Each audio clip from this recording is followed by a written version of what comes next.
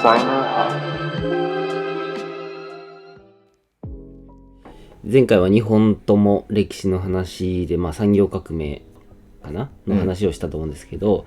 今回いよいよデザインを中心とした話で、デザイン思考について話していきたいと思います。はい。そうですね。産業革命後のデザインの歴史、近代的なところから日本が今21世紀で20世紀的なものづくりに未だに固執してしまっていて、必死にアメリカに追いつこうと学んでいるという状況ですが、そこでやっぱキーワードと出てくるのがデザイン思考ですよね。皆さん聞いたことあるとは思うんですけど、アイデオという世界的に有名なデザイン会社がありますが、そこのティム・ブラウンさんという人が伝道師的な役割をしてデザイン思考っていう考え方を日本だけじゃなくてもう世界中に広げていったっていう流れが2000年代の後半から2010年代真ん中、日本においては後半までの流れで多分かなりデザイン思考という言葉、英語だとデザインシンキングですけど、が広まっていったんじゃないかなって思ってますけど、つもまさんの周りはどうでした？流行ってたなっていう感じかな。でもあんまり実際にその時働いたデザインチームではあんまり新しいっていう感じじゃなく、浸透してきたなって感想すらなく、当たり前じゃんぐらいな感じを持ってて。わかる。とりあえずデザイン思考って言っとけばいいと思ってる人でしょ。で、デザイナーじゃない人もデザイン思考って言ってきてて、すごいいいじゃんと思ってたんだけども、違和感があるような進め方だったりとか、すごいチグハグしてて、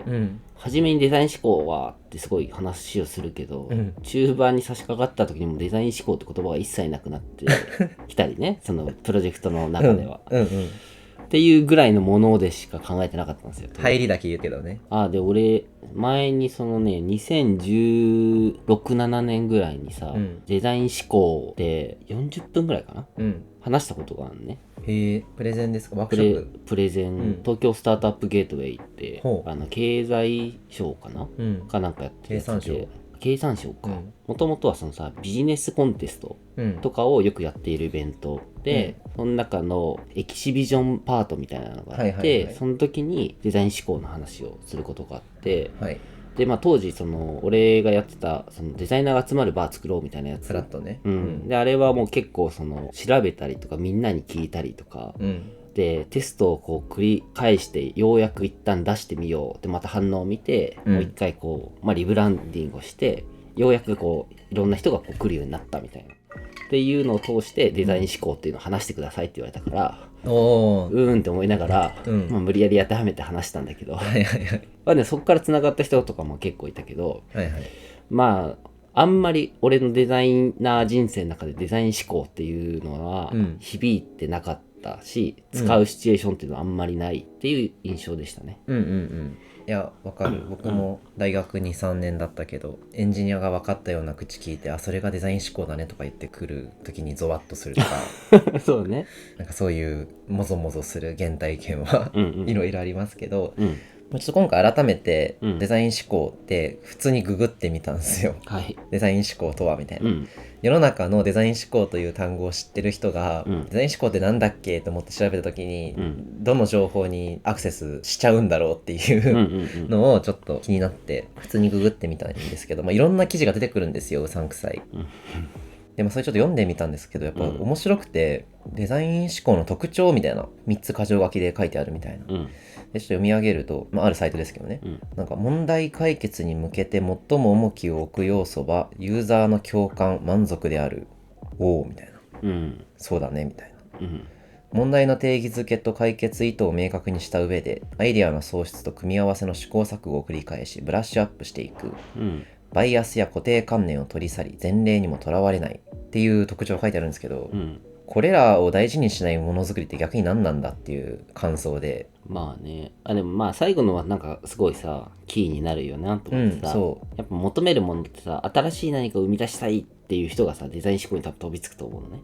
なった時に今までこうだったけど新しいものは何かっていうアプローチ、デザイン思考いけるんだっていう入り方はすごいいいなとは思うよ。すごいものづくりにおいて大事なことが書いてあるとは思うんですけど、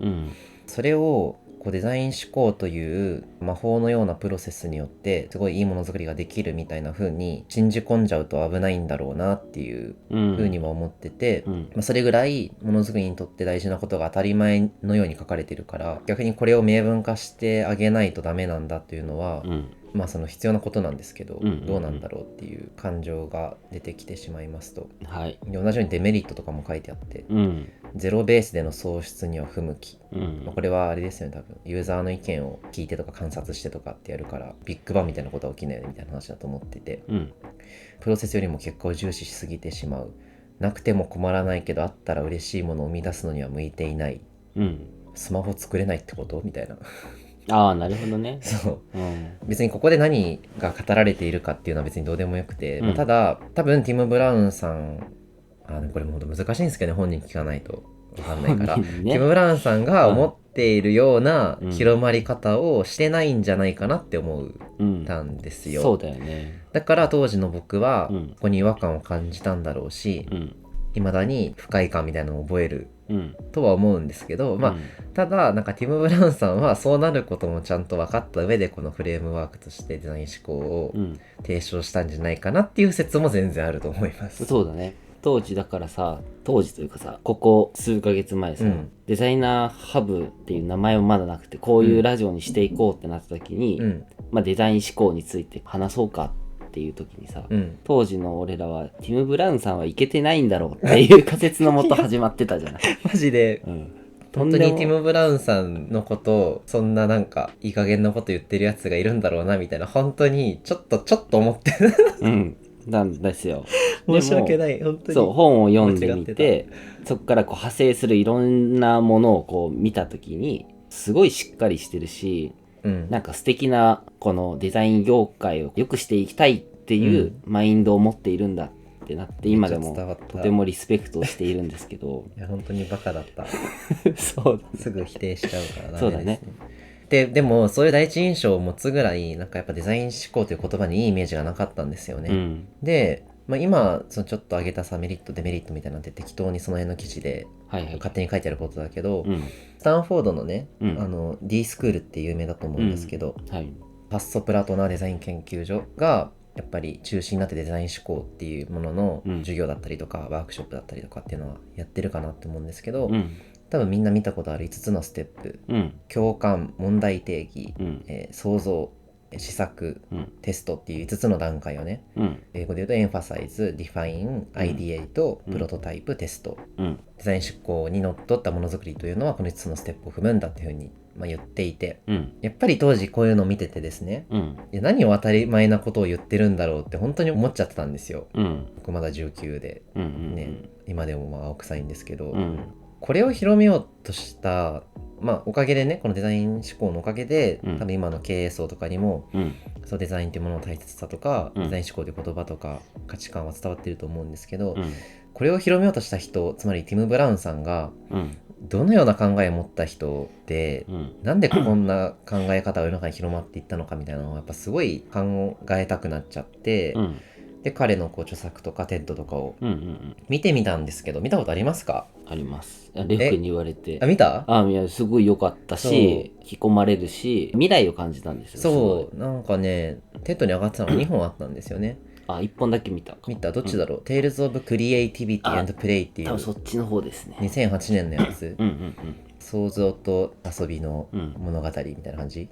だと思うんですけど、これあれですよね、 iPhone が出たのは2008年だっけ2007年だっけ2007ぐらいだね。なんかその今から15年前のやつだったんですけど、このプレゼンテーションはものづくりですよね。クリエイティビティの発揮のためにはその遊ぶ姿勢、楽しむ姿勢みたいなのが大事なんだよみたいな話、で海外のプレゼンっぽいなって思ったんですけど、なんか遊びの要素を入れたワークショップをやらせるんですよね。そう隣の人の似顔絵を30秒で描かせるとか、やっぱ恥ずかしがるじゃないですか、みんな申し訳ない気持ちと下手な自分の絵の恥ずかしさが出てきてしまうけども、これは大人はそうやって恥ずかしがるけど小さい子は恥ずかしがらないよねみたいな、この恥ずかしさみたいなものっていうのがアイデアのシェアっていうのを妨げてるよねみたいな話、つまり、小さい子が持つ価値観をもっと大事に小さい子の価値観をヒントにすればもっといいものづくりとかイノベーティブなものづくりできますよっていう話だと思うんですけど、で途中ねフィンガーブラスターってなんていうんですか、あれ指引っ掛けて飛ばすミサイルみたいなね、ただ楽しいみたいなで多分これ時代的なのすごいありますよね。シリコンバレーのさ、アップルとかさ、あります。ちょっと滑り台がついてるとか、なんか卓球台があるとかキッチンがあるとか、クリエイティブなオフィスみたいなものがいいですよねっていう価値観が広まってた時、だからこういう楽しむワクワクするみたいなこと、それこそこう東海岸のさ、ああいうお堅いねウォールストリートの皆様、金融側の人からするともう全然違う世界観だから、って意味でその時代の流れもあってこういうところを紹介してると思うんですけど、あとなんかね、紙の上に深淵がさこう10個ぐらい書いてあって、30秒の間で円の形を使って地球とかドーナツとか笑顔とか時計とか浮き輪とかたくさんその絵を描かせるみたいな、質よりも量スピードが大事ですよみたいなところとか、っていうのをこうワークショップを通して伝えるっていうような、プレゼンテーション、で、中で言ってたのが発散と収束、ダイバージェントとコンバージェント、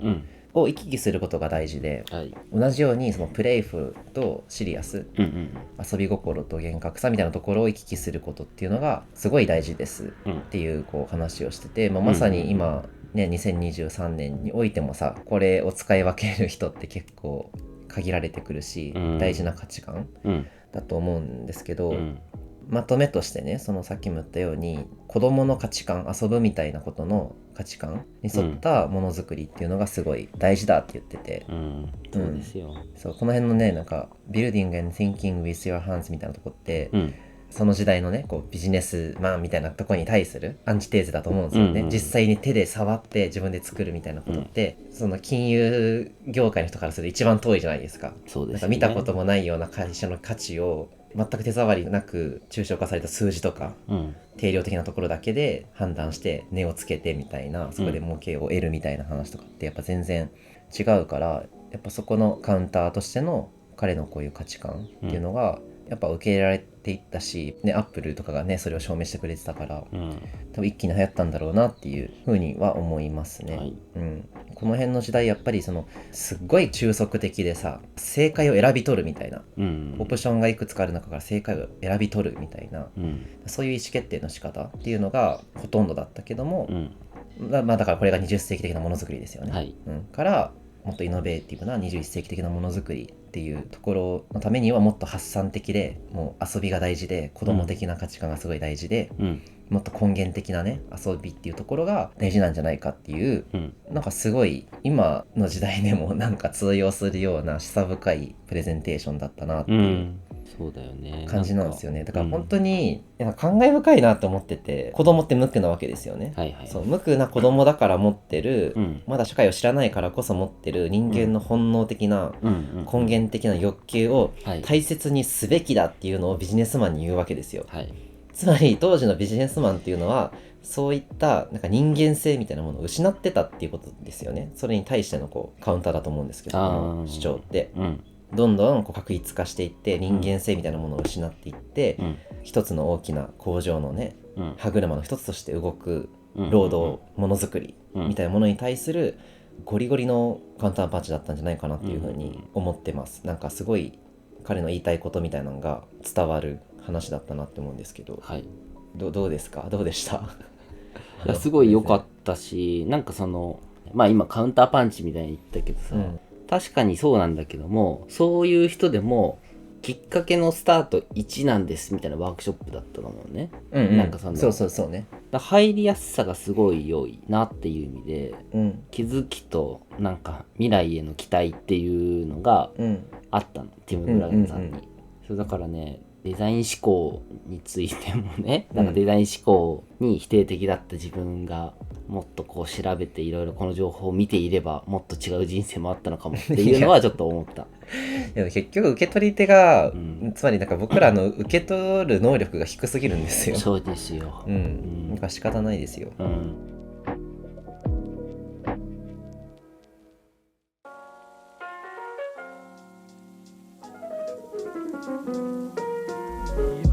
でなんか次もう一個見てたやつがなんかデザイナーズ・シンク・ビッグみたいな、タイトルで、大きく考えろみたいなね、さっきのね産業革命の話でもあったように、どんどん分業化が繰り返されていったわけですよね、だから最初はデザインみたいなものっていうのはそれこそ産業革命の黎明期なんて街を作ろう、橋を架けよう、鉄道を通そうみたいなさ、すごい大きい物事に対する、つまりデザインというものがすごい大きなものだったが、21世紀のそういう市場経済を通して、どんどんスモールなものになっていってしまったよねっていう話なんですよね、これ。でそれをもっと大きくしていく、イノベーティブなものづくりのためにはもっと産業革命の頭にあったような大きなものづくりが、大きなデザインが必要であるっていう、目の前のオブジェクトじゃなくて、アプローチに注目する、つまりデザイン思考を駆使することで、大きなインパクトを出して、イノベーションにつなげることができるんだっていうお話なんですよ、これも本当にデザイン思考的なところを言っていて、もう僕知らなかったんだけど、イザンバード・キングダム・ブルネルさんっていうイギリスでめっちゃ英雄的なエンジニアがいるらしいんですけど、ティム・ブラウンさんイギリス出身だから、彼を引用してて、グレートウェスタンレイルウェイっていう今でもロンドン走ってる鉄道ですよね、とかグレートイースタンっていう蒸気船、もうなんか彼は大きなものをデザインした偉人として彼を引用してるんですけど、ロンドンからニューヨークまでのこの旅というか、快適な旅みたいなものを彼はデザインしたんだっていう話で、そこには間違いなくデザイン思考的アプローチがあったはずだっていうところを、ティム・ブラウンさんは引用してて、よりねさっきのプレゼンよりは具体的にイノベーションのための要素みたいなね、チェンジドバイデザイン思考の本にも出てくるんですけど、デザイアビリティとバイアビリティとフィージビリティ、魅力性と成長性と実現可能性の3つがイノベーションのために必要だとかね、そういう話が多分みんな詳しい人は見たことある図だと思うんですけど、そういったところが出てくる話で、だから今はインターネット、情報革命とかもあって、時代が切り替わる大きな変化が起きるタイミングだから、だからこそまさにそれが産業革命と同じであるっていう話ですよね、だからこそ当時行われてたようなイノベーティブなものづくり、つまりデザイン思考を駆使したものづくりが必要であるっていう話をしてますね、なんか耳が痛いですね。未だに目の前の、別にいいんですけどね、目の前のものにこだわるのは大事なことなんですけど、それだけじゃ移り変わりが激しい時代に生きていけないんだよみたいな話ですよね、正しいこと言ってるなっていうそうですよ、そうなんですよね、だから変な広まり方をしてしまったのかなっていう、でもなんかね、受け取り方もそうだしね、それが本当に狙った通りなんか、そういう広まり方しかできないから、ああいう伝え方をフレームワークに落とし込んだ伝え方をしてるんだろうなって僕は思ったんですよね。でなんかデザイン思考は世界を変えるっていうチェンジドバイデザインっていうすごい有名な本がありますけど、これも読んだんですよ、すんごい正しいこと言ってて、で結構その彼が関わってきたものづくりの事例から、いろんな事例からそのデザイン思考っていうフレームワークとか価値観がなんかどれぐらい現代のものづくりに有効かどうかっていう話、結構ケーススタディ的に学べるんですよ、だし彼の考え方とかもすごいわかるし、なんだろう、デザイン思考とはみたいなノウハウ本っていうよりかは考え方が分かったりとか、そのケーススタディができる本っていう感じだから、ぜひこれねみんな読んだ方が、なんかそれこそデザインのね初学者の人とか、変ななんかねデザイン思考についての記事読むぐらいだったら、これをちゃんと時間かけて読んだ方が僕はいいと思いますね。でやっぱその彼が言ってるようにさ、いろんなところで間違いなくその今イノベーティブなねデザイン思考的なアプローチが必要ではあるんですけど、もうやっぱその繰り返しになりますけど、いやそれってデザインをするということだから、本来の人間誰しも持っている考え方であるわけですよね、本当に呼吸をするとかと同じことだと思ってるんで、寝るとか食うとかね、そうすごい貧しいことだなってめちゃくちゃ思ってるんですよ、でなんかねちょっと違う話するんですけど、これもちょっと古典ラジオとかでね最初知ったんですけど、悪魔の引き薄っていう言葉知ってますか？知らないかも。これ面白くて、なんかね僕も全然詳しくないんですけどね、カール・ボランニーっていう人が、大転換っていう本を書いてて、市場経済とか資本主義みたいなものをちょっと批判的に書いてるとこがあってですね、悪魔の引き薄っていう例えをするんですよ、どういうことかっていうと、市場経済っていうのはその自己調整性みたいなのがあるっていう、ほっといても勝手にそうなるみたいな流れがあるよねって、力学が働いているよねって話で、食べ物だったりとか労働力だったりとか自分の土地だったりとか、もうあらゆるものに値がついてそれが取引されるっていうのが市場経済だと思うんですけど、そうであるがゆえにその全てのものをこう市場経済の中に取り込んでいってしまうよねっていう、確一化していってしまうよねっていう力学があるっていう話をしていて、だからその僕一人の労働力みたいなところに対してなんか僕がどういう人間でとかどういうバックグラウンドで育ってとか、なんかそういったとこって別に特に大切ではなくて、今ではね全然スキルごとにさ給料変わったりとかあると思うんですけど、成人のアジア人の男性一人の労働力っていう風に僕は資本主義を通して、そういう風に分解されてってしまいますっていう話なんですよ。これ、悪魔の引き癖にかかっちゃってね、こうすりおろされちゃって、すりつぶされちゃってみたいな、みんな同じものに個性とか、集団の文化とかそういったものがどんどん分解されていってしまうっていうのがこの悪魔の引き寄せっていう表現なんですけど、まさにそういうことだなというか、つまり悪魔の引き薄を通した結果、どんどん歯車ネジになっていってしまい、デザインをするとか、考えてものづくりをするとか、なんかそういったところに対しての能力がもうひたすら削ぎ落とされきってしまったような状態っていうのが現代人なのかもしれないねってちょっと思ったんですよ。なるほどね。確かにデザインするっていうもう姿勢を忘れてしまったっていう、当たり前のことなのにっていう。そうですよ。でそうなってしまった現代人に、じゃあどうやってデザインっていうプロセスを思い出させよう、どうやったら思い出させることができるのかっていうのが彼の持った課題だと思ってるんですよね、でそこに合わせてじゃあどうしようって時に、なんかそれをやっぱデザインってプロセスをフレームワーク化しなきゃいけないし、企画化しなきゃいけないし、単純化しなきゃいけないわけですよ、でこうやってツールとしてこれは、あなたのビジネスを成功させるために必要なツールなんですよって言って渡すんですよね、ビジネスマンに。で、これを使えば売り上げが上がるんだ、確かにこうやってプロセスを踏んでいけばうちの会社でもできそうだって言って輸入するみたいな、っていう現代のその行き過ぎた市場経済のビジネスマンたちに受け入れられる形で提供したからこそ、デザイン思考っていうのがすごい広まったんじゃないかなって。なるほど。僕は思ってるんですよ。なんか彼がすごいツールって言うんですよ、プレゼントとかでも、これは便利なツールですみたいな。なんかそれもやっぱ僕が一デザイナーとしてはすごい違和感がある言葉なんですよ。なんか今でもみんな言うか、なんかデザインはあくまでも手段ですみたいな、ツールですみたいなことって言うと思うんですけど、なんか僕はもうそれ自体もちょっと微妙だなと思ってて、やっぱそう説明した方がアートみたいなものとのなんか差別化もしやすいし、やっぱ浸透しやすいなって僕は。だから、そういう広め方をしたんだろうし、ちゃんとそれで広まってるんだろうなって思うから、さっき受け取り側の能力が足りない、受け取る能力が足りないって言いましたけど、なんかそれは結構彼も分かってたことなんじゃないかなって、すごい悲観的に捉えるとね、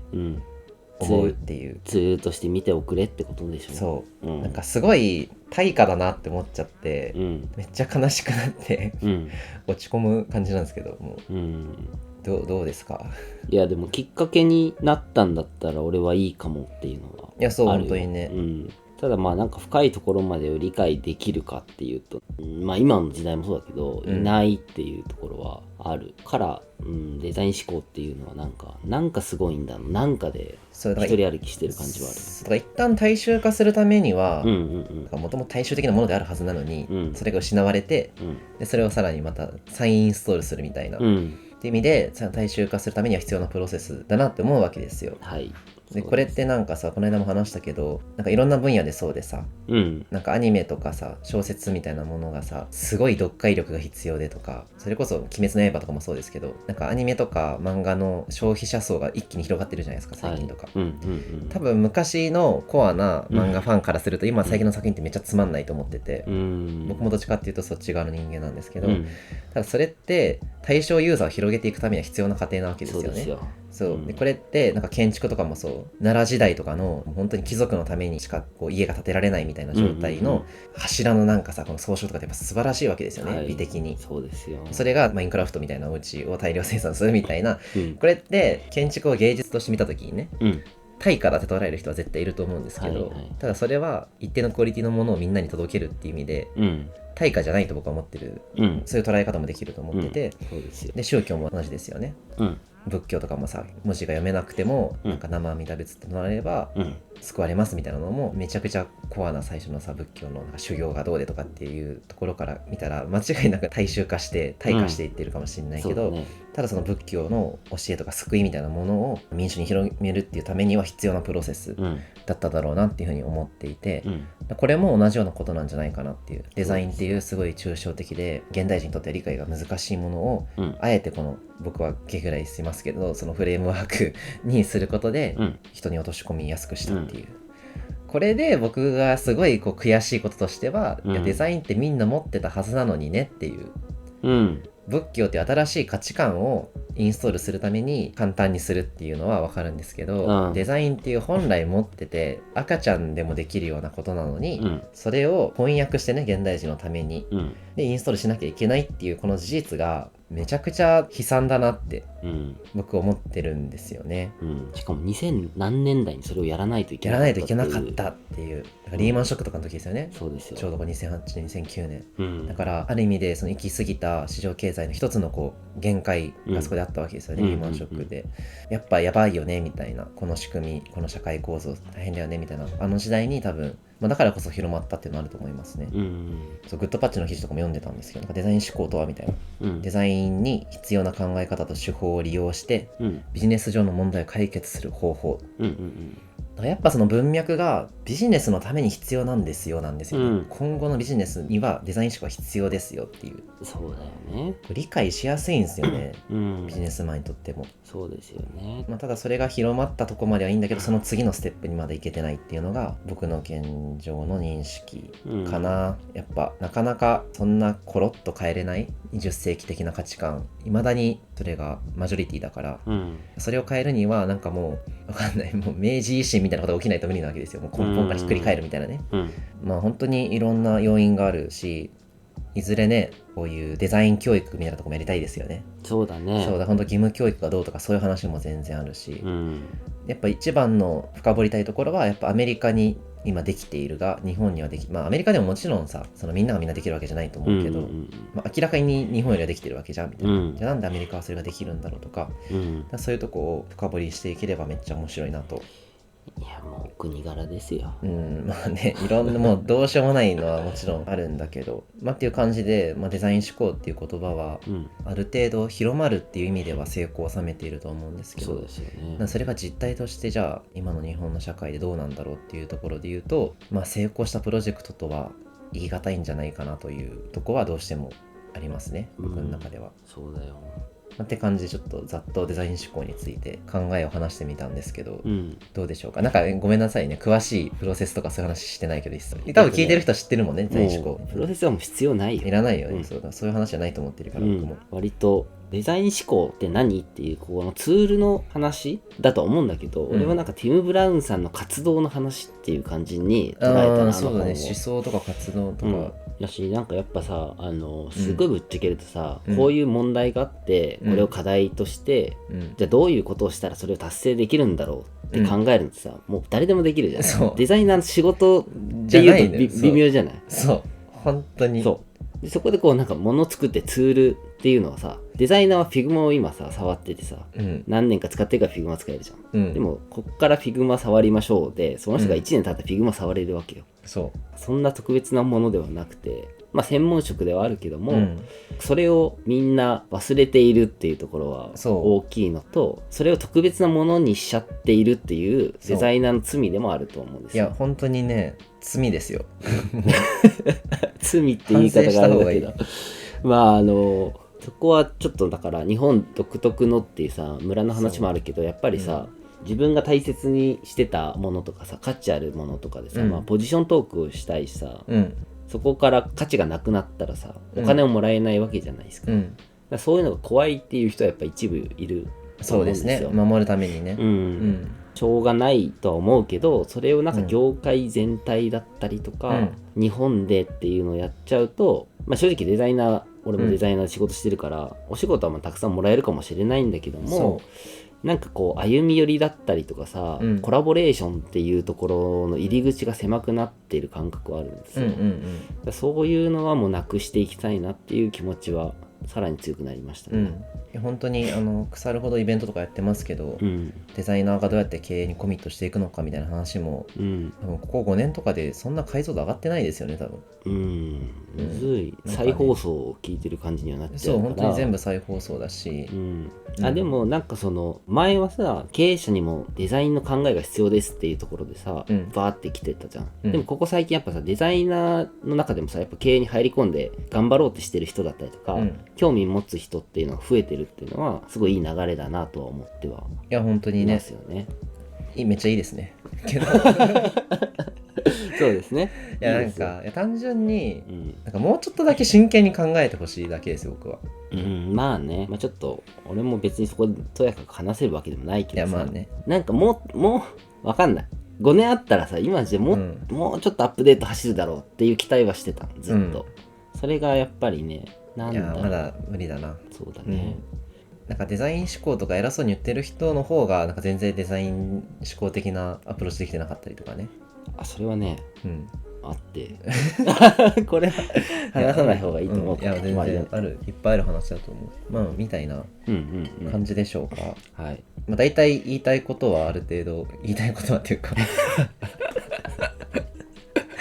いやなんかほんとよくないな、なんかちょっとね、怒りの感情が表に出ちゃうからあれなんですけど、なんか次はもうちょっと現代の日本のデザイン業界に目線を移して、そうね、これは次はもうまとめ的な感じになるんですね。そうだね、ちょっと感想戦的な感じで、次が最終章ですかね。そうですね、はい、じゃあまた次回話していきましょう。はい、ありがとうございました。